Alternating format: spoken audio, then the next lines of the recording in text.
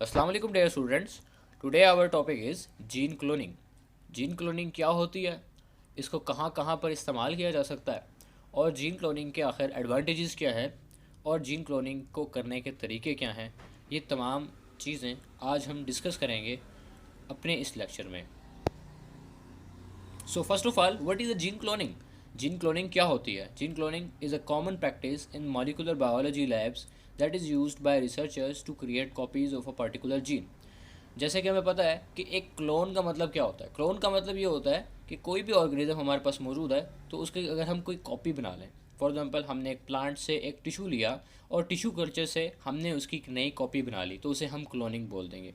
लेकिन दोस्तों, यहाँ पर इस क्लोनिंग का मतलब ये है कि आपके पास कोई भी एक डीएनए का फ्रेगमेंट है, यानी कि एक स्पेसिफिक पार्ट ऑफ डीएनए हमारे पास मौजूद है और जिसको हम जीन बोल रहे हैं, उस जीन का हमने एक क्लोन बना लेना है, यानी कि उस जीन की कॉपीज़ बना लेनी है। तो इस प्रोसेस को हम बोलेंगे जीन क्लोनिंग। और ये एक ऐसा मेथड है जिसको रिसर्चर्स मॉलिकुलर बायोलॉजी के लैब्स में बहुत ज़्यादा इस्तेमाल करते हैं, क्योंकि ये एक बेसिक स्टेप है किसी भी why to clone a gene. Gene को क्लोन करने के क्या मकासद हैं या ऐसे कौन से एडवांटेजेस हैं जिनके लिए हम जीन को क्लोन करते हैं। तो सबसे पहले जीन क्लोनिंग का जो इम्पोर्टेंट मेथड है जिसको हम इस्तेमाल करते हैं वो है जीन सीक्वेंसिंग।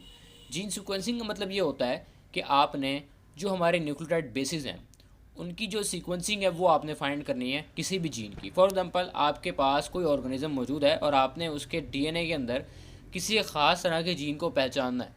तो आप जब तक जीन्स की कॉपीज़ नहीं बनाएंगे तब तक आप वो प्रोसेस स्टार्ट नहीं कर पाएंगे। जैसे कि हम जीन फिंगरप्रिंटिंग के अंदर ये देखते हैं कि क्या एक पार्टिकुलर टाइप ऑफ जीन उस ऑर्गेनिज्म के अंदर मौजूद है या नहीं है। तो इसके लिए जो फर्स्ट स्टेप है वो आपको जीन सीक्वेंसिंग करना पड़ेगी, और जीन सीक्वेंसिंग करने के लिए gene cloning is the best method.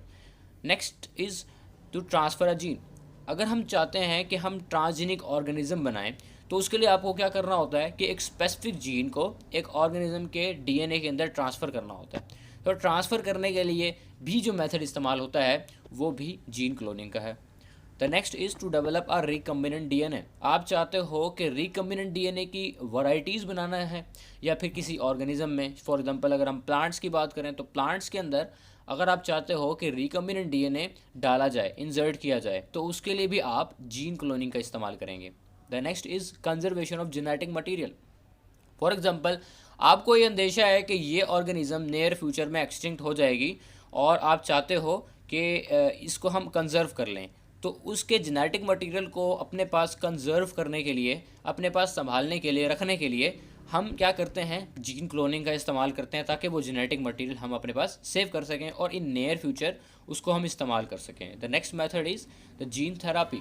Gene therapy का मतलब ये होता है कि आपने ट्रीटमेंट करनी है by modifying the genes, genes को मॉडिफाई करने के, यानी कि जीन्स को आप कट कर रहे हैं, जीन्स को आप जीन्स की एडिशन कर रहे हैं, उनकी डिलीशन कर रहे हैं या उनको मॉडिफाई कर रहे हैं किसी भी तरीके से, और उससे आप कोई भी डिजीज़ का थेरापी कर रहे हैं या फिर ट्रीटमेंट कर रहे हैं, तो उसके लिए भी आपको जीन क्लोनिंग का बहुत ज़्यादा ज़रूरी है।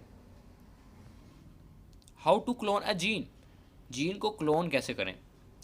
तो हमारे पास तकरीबन 3 ऐसे मेथड्स हैं जिनके थ्रू हम जीन को क्लोन कर सकते हैं। The first one is PCR, the second one is bacteria and third one is bacteriophage.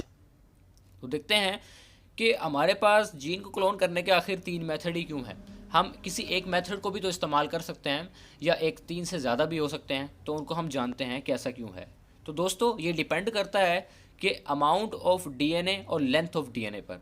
तो दोस्तों, अगर कोई हमारे पास डीएनए का फ्रेगमेंट ऐसा है जो कि 10 किलो बेस पेयर्स का है, तो उसके लिए आप पीसीआर का मेथड इस्तेमाल कर सकते हो। अगर कोई ऐसा हमारे पास लेंथ है डीएनए के फ्रेगमेंट की कि वो 15 टू 25 किलो बेस पेयर्स पर डिपेंड करता है, पर कंप्राइज करता है, तो उसके लिए हम बैक्टीरिया इस्तेमाल करेंगे। और अगर हमारे पास 35 टू 45 किलो बेस पेयर्स का डीएनए लेंथ है, तो उसको हम फेज वायरसेस के अंदर इस्तेमाल कर सकते हैं। The next method is the mechanism of gene cloning. Gene cloning का मैकेनिज्म क्या है? सबसे पहले हमारे पास इम्पोर्टेंट जो बेसिक स्टेप है इसका, वो है आइडेंटिफिकेशन। आपको कैसे पता चलेगा कि आपके पूरे डीएनए के अंदर वो जीन आखिर मौजूद कहाँ है और उसको आप कैसे आइडेंटिफाई करेंगे? So first the DNA is isolated from a cell. First, the DNA is cut it into small fragments अब हमने सबसे पहले क्या करना है कि डीएनए को हमने एक्सट्रैक्ट कर लेना है किसी भी सेल से। तो इसके लिए हम डिफरेंट मेथड इस्तेमाल करते हैं, जैसे one of the most important method is C TAB method. तो सी टैब मेथड को इस्तेमाल करते हुए आप अपने डीएनए को आइसोलेट कर लेंगे। उसके बाद जो नेक्स्ट स्टेप है आपके पास वो क्या आ जाएगा, आपने डीएनए के फ्रेगमेंट्स बना लेने हैं। क्या बना लेना है? फ्रेगमेंट्स। अब आपने for example C TAB method से आपने डीएनए को एक्सट्रैक्ट किया और उसके छोटे छोटे से फ्रेगमेंट्स बनाने की कोशिश करेंगे। तो अब वो कैसे फ्रेगमेंट्स बनाएंगे, हम इस्तेमाल करते हैं रिस्ट्रिक्शन एंजाइम। दोस्तों रिस्ट्रिक्शन एंजाइम जैसे कि EcoR1, ये एक ऐसा एंजाइम है जो कि डीएनए को कट कर देता है on the basis of sequences, on the basis of specific steps. तो जितने लेंथ का हमें चाहिए डीएनए, उतनी लेंथ के ऊपर ये जो एंजाइम्स होते हैं डीएनए को कट कर देते हैं। अब जब हमारे पास डीएनए कट कर तैयार हो जाएगा या उसके कटिंग्स बन जाएंगी, तो उसको हम इलेक्ट्रोफोरेसिस जेल में इसको रन करेंगे।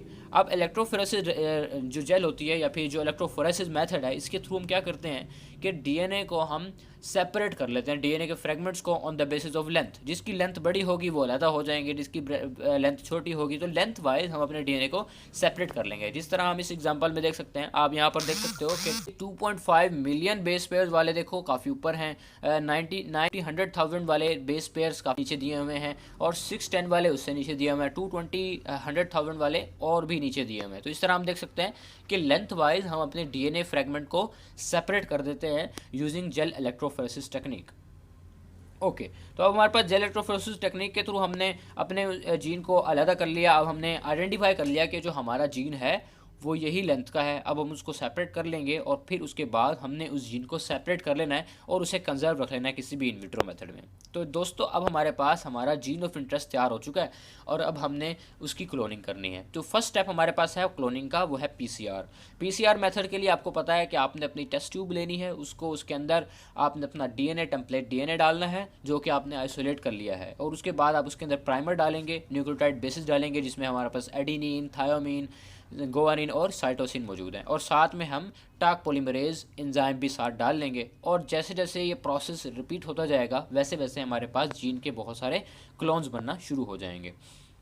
Okay so next method is bacterial cloning. याद रहे कि अगर हमारे पास डीएनए का फ्रेगमेंट काफ़ी ज़्यादा बड़ा है, यानी कि 25 बेस पेयर्स का है, तो उसको हम पीसीआर में नहीं कर सकते। उसके लिए जो बेस्ट मेथड है हमारे पास वो बैक्टीरियल सेल है। बैक्टीरियल सेल के अंदर हम क्लोनिंग कैसे करते हैं? The first method is the selection of plasmids. जो जैसे आप यहाँ देख सकते हैं कि हमारे पास बैक्टीरियल डीएनए है और दूसरे नंबर पर हमारे पास प्लाज्मिड डीएनए है। तो अब जो बैक्टीरियल डीएनए है वो तो इसके अंदर इस्तेमाल हो रहा है, मतलब जो हमारा सेल है उसके अंदर मोस्ट ऑफ द फंक्शंस चल रहे हैं इसी बैक्टीरियल डीएनए की वजह से, और साथ में इसी की कॉपीज़ हमारे पास प्लाज्मिड की फॉर्म में, जो कि सर्कुलर आपको फॉर्म नज़र आ रही है, इसको प्लाज्मिड बोलते हैं, तो इस प्लाज्मिड की फॉर्म में भी मौजूद है। हम इस प्लाज्मिड को एज अ वेक्टर इस्तेमाल करते हैं डीएनए रिकम्बिनेंट टेक्नोलॉजी के अंदर। Selection of a suitable bacteria, आप यहाँ पर बैक्टीरिया कोई भी इस्तेमाल कर सकते हैं, जैसे हम यहाँ पर एग्रोबैक्टीरियम इस्तेमाल कर सकते हैं, इकोलाई इस्तेमाल कर सकते हैं। Using plasmid as a vector, it can hold 20 to 30 kilo base pair. Cut the vector using the endonuclease enzyme. जो endonuclease enzyme आपने वहाँ पर इस्तेमाल किया था डीएनए को कट करने के लिए, वैसे ही आपने वेक्टर को कट करने के लिए भी endonuclease enzyme इस्तेमाल कर लेना है। Introduce the gene of interest into plasmid using the ligase enzyme. अब जो डीएनए को हमने एक्सट्रैक्ट कर लिया है, अब उस डीएनए को हमने कट कर लेना है। अब रिस्ट्रिक्शन एंजाइम के थ्रू हम इस जीन को कट कर लेंगे अपने डीएनए फ्रेगमेंट से और फिर उसको डाल देंगे किसके अंदर? हमारे प्लाज्मिड के अंदर। अब आप लोग देख सकते हैं कि प्लाज्मिड के अंदर ये डीएनए कट करके डाल चुके हैं हम, और यहाँ पर जो हम एंजाइम इस्तेमाल करने लगे हैं उसका नाम है लाइगेज। तो लाइगेज एंजाइम इस्तेमाल करके जो प्लाज्मिड है उस प्लाज्मिड के अंदर हमारा जीन ऑफ इंटरेस्ट इंसर्ट कर सकते हैं। The next method is the insertion of the plasmid DNA. अब आप देख सकते हैं कि इस वक्त ये जो प्लाज्मिड है, इस प्लाज्मिड के अंदर डीएनए मौजूद है बैक्टीरिया का भी, और जीन मौजूद है हमारा इंटरेस्ट ऑफ जीन। तो हमारे पास जीन ऑफ इंटरेस्ट और बैक्टीरियल डीएनए ये दोनों एक ही प्लाज्मिड के अंदर मौजूद हैं। तो इस वक्त इसको हम बोलेंगे हमारा रिकम्बिनेंट डीएनए, यानी कि इसके अंदर दोनों चीज़ें मौजूद हैं। अब इस रिकम्बिनेंट डीएनए को हम इंसर्ट कर देंगे हमारे होस्ट बैक्टीरिया के अंदर, और इस वक्त जो ये बैक्टीरिया है इसको हम बोलेंगे GMO, that is called the genetically modified organism. अब इस वक्त हमारे पास एक जेनेटिकली मॉडिफाइड ऑर्गेनिज्म मौजूद है तो आप देख सकते हैं कि जेनेटिकली मॉडिफाइड ऑर्गेनिज्म जब हमारे पास तैयार हो चुका है तो हमारे पास बहुत सारी उसकी कॉपीज़ बनना शुरू हो जाएंगे। तो कैसे होगी इसकी, आइए देखते हैं। The cells will grow and after 30 minutes the number of nucleotide will become double. अब 30 मिनट्स के बाद जो हमारे सेल्स हैं वो ग्रो करेंगे और उनकी तादाद डबल हो जाएगी, यानी कि हमारा जो डीएनए है, बैक्टीरिया का डीएनए है, वो भी डबल हो जाएगा और जो हमने अपना डीएनए इंसर्ट किया उसके अंदर वो भी डबल हो जाएगा विद इन द 30 मिनट्स। इस तरह हम देख सकते हैं कि हमारे पास जो डीएनए है उसको हमने अपनी कॉपीज़ बना ली और वो बैक्टीरियल सेल के अंदर भी मौजूद है। इस तरह जो बैक्टीरियल सेल के अंदर जो हमारी कॉपीज़ मौजूद होंगी उनको हम हमारी जीन लाइब्रेरी बोल सकते हैं। So the next method is phase viruses. Phase viruses को इस्तेमाल करते हैं हम जीन क्लोनिंग के लिए, और आपको बता देते हैं कि फेज वायरसेस क्या होते हैं। फेज वायरसेस ऐसे वायरसेस होते हैं जो बैक्टीरिया के ऊपर अपनी रिप्रोडक्शन के लिए अटैक करते हैं और उनके ऊपर रहकर अपनी रिप्रोडक्शन करते हैं। अब उनके अंदर हमने दो मेथड्स पढ़े थे, दो फेजेस पढ़े थे। एक को हम बोलते थे लाइसोजेनिक फेज़, एक को हम बोलते थे लाइटिक फेज़। अब जो लाइसोजेनिक फेज़ होता है उसके अंदर ये होता है कि जो डीएनए है वायरस का वो उसके अंदर इंजेक्ट होता है बैक्टीरियल सेल के अंदर, और फिर उसके बाद वो जो डीएनए है वो उसके अंदर रिप्रोड्यूस करता है, अपनी कॉपीज़ बनाता है, और उसके बाद उसके इन्फेक्शन के बाद वो सेल के अंदर ही कंजर्व रहता है। मतलब डीएनए का जो होस्ट बैक्टीरिया है वो पूरी तरीके से ख़राब नहीं होता या रैप्चर नहीं होता या उसे वो रिड्यूस नहीं करता। ओके, तो दूसरा हमारे पास था एक लाइटिक साइकिल। अगर हम लाइटिक साइकिल में देखें तो उसमें हमें ये पता चलेगा कि जो बैक्टीरियल सेल के ऊपर जब वायरल डीएनए अटैक करता है तो वो रिप्रोडक्शन के बाद पूरे बैक्टीरियल सेल को रैप्चर कर देता है और वो खुद बाहर निकल जाता है दूसरे बैक्टीरियल सेल्स को इन्फेक्ट करने के लिए। तो दोस्तों यहाँ देख सकते हैं हम कि क्लोनिंग तो हो ही रही है। फेज वायरसेस नेचुरली क्लोनिंग कर रहे हैं अपने ही डीएनए को। तो साइंटिस्ट ने इसी नेचुरल क्लोनिंग को इस्तेमाल किया अपने डीएनए को क्लोन करने के लिए। सो दोस्तों यहाँ पर हम लैम्डा फेज वायरसेस इस्तेमाल करने लगे हैं जो कि इकोलाई बैक्टीरिया को इन्फेक्ट करता है। This viruses contain a double standard linear DNA with a cohesive end of the single standard DNA at both 5 to 3 prime. देखिए हमारे पास क्या होता है कि यहाँ पर एक डबल स्टैंडर्ड डीएनए है और उसके एंड्स पर, इसके एंड्स इनको हम बोलते हैं कोहेसिव एंड, तो इसके एंड्स के ऊपर सिंगल स्टैंडर्ड डीएनए होता है दोनों के 5 और 3 एंड के ऊपर। और होता ये है कि जो सिंगल स्टैंडर्ड डीएनए है एक दूसरे को अट्रैक्ट करते हैं और एक दूसरे से अटैच हो जाते हैं और इस तरह हमारे पास डबल डीएनए बन जाता है दोनों साइड्स पर।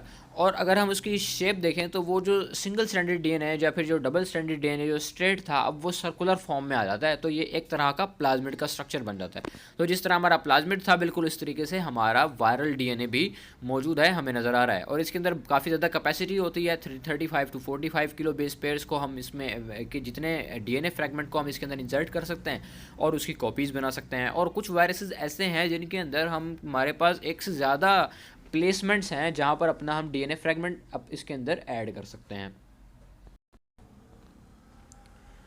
सो दोस्तों इस लैम्डा फेज वायरस के अंदर हमारे पास स्टफर साइट्स मौजूद होती हैं। ये स्टफर साइट्स ऐसी होते हैं जिसको जब वायरल डीएनए बैक्टीरियल सेल को इन्फेक्ट कर रहा होता है तो उस वक्त उसने उस स्टफर साइट से, मतलब वो जो बैक्टीरियल डीएनए है उस स्पेसिफिक सेगमेंट उसको उसने हमेशा रिप्लेस करना होता है। तो जो इसके रिप्लेस्ड एरियाज़ होते हैं या फिर जो डीएनए फ्रैगमेंट होता है रिप्लेसमेंट वाला वो उसने वैसे भी रिप्लेस करना ही है। तो हम क्या करते हैं, हम अपना जो जीन ऑफ इंटरेस्ट है वो उसी स्टफर साइट के साथ रिप्लेस करते हैं और वहाँ पर उसका अपना रिप्लेसमेंट एंजाइम होता है, उसे रिप्लेस कर देता है और इस तरह हमारा डीएनए इंजेक्ट हो जाता है या फिर इंसर्ट हो जाता है फेज वायरस के डीएनए के अंदर। अब जैसे ही phage virus DNA bacterial cells की कॉलोनीज़ में अटैक करता है, अपना डीएनए उनके अंदर इंसर्ट करता है और अपने लाइटिक साइकिल के अंदर जैसे जैसे अपने डीएनए की कॉपीज़ बनाता है वैसे वैसे हमारे डीएनए की कॉपीज़ भी उसके अंदर बनती जाती हैं और इस तरीके से हम अपने जो डीएनए फ्रैगमेंट है उसके हम ढेर सारी थाउजेंड्स और मिलियंस ऑफ कॉपीज़ उसके अंदर रिजनरेट कर सकते हैं। तो दोस्तों ये हमारा मेथड था जिसके थ्रू हम